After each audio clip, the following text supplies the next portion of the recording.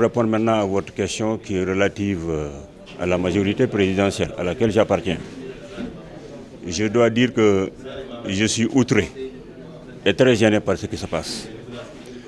Parce que notre adhésion et notre compagnonnage avec le président Macky Sall a été un compagnonnage de raison, de programme, de mise ensemble de nos intelligences pour essayer de donner aux Sénégalais un mieux-être.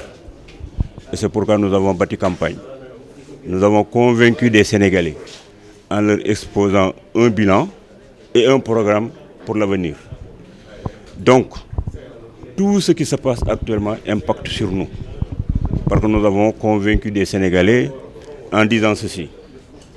C'est le candidat qui est élu va être débarrassé de toutes les pressions d'opinion et de groupe. Et c'est quelqu'un qui va faire les meilleures réformes pour pousser le Sénégal dans le rang des grandes démocraties du monde.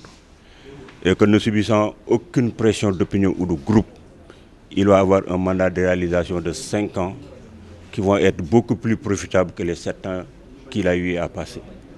Donc si aujourd'hui on se rend compte au niveau d'une des institutions les plus importantes du Sénégal, au lieu de légiférer pour le mieux-être des Sénégalais, au lieu de contrôler les budgets qui ont été présentés, de soumettre les doléances des populations qui les ont mandatées, on nous livre un déballage honteux qui montre un visage hideux du Sénégal, comme quoi nous sommes dans une république de malgouvernance, où nous sommes dans une république où les gens qui sont au Parlement ou bien qui sont auprès du président de la République sont les mieux servis au détriment du peuple sénégalais. Donc nous, faisant partie de cette majorité, nous ne pouvons qu'être gênés. Ce que je reçois comme appel, comme votre ami, Thierno, votre gouvernement, comment est-ce possible, je ne peux l'énumérer. Et c'est choquant. C'est une torture pernicieuse, parce que ce pays mérite autre chose que cela.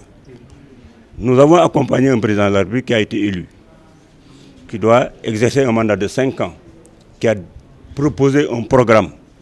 C'est ce programme-là qui devait être notre préoccupation majeure pour que nous puissions donner des toits aux Sénégalais, pour que nous puissions régler le cadre de vie des Sénégalais, pour que nous puissions développer notre secteur privé, pour qu'elle puisse employer des jeunes Sénégalais qui ont leur diplôme et qui végètent. C'est ça qui devait être la préoccupation. Disséquer les budgets, les amender, proposer les doléances des populations pour que 5 années de réalisation puissent pousser le Sénégal vers le développement et non vers l'émergence. Parce que nous avons tout ce qu'il faut pour développer ce pays.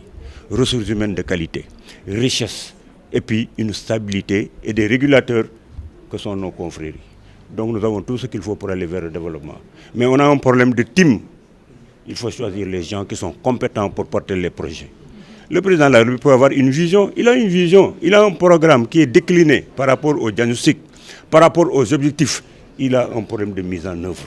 Parce qu'au moment où lui, il est en train de faire le BRT, il fait le TER, il fait les chemins de fer, il fait le PUDC, il y a des gens qui ne gèrent que des prébendes, qui sont là aujourd'hui pour se voir tous comme étant de futurs présidents de la République et qui s'entre-déchirent. C'est choquant.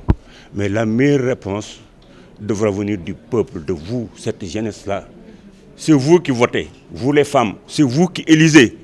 Il faut sanctionner tous ces députés qui sont à l'Assemblée nationale pour les remplacer par une jeunesse consciente. C'est pourquoi le thème d'aujourd'hui, la citoyenneté, qui vous pousse à prendre vos responsabilités, est venu à son heure.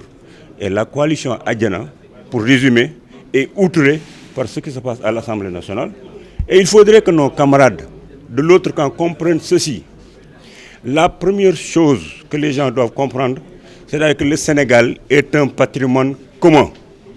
Si les gens n'arrivent pas à concevoir que ce que nous avons, c'est un patrimoine qui nous appartient à tous, c'est une première erreur.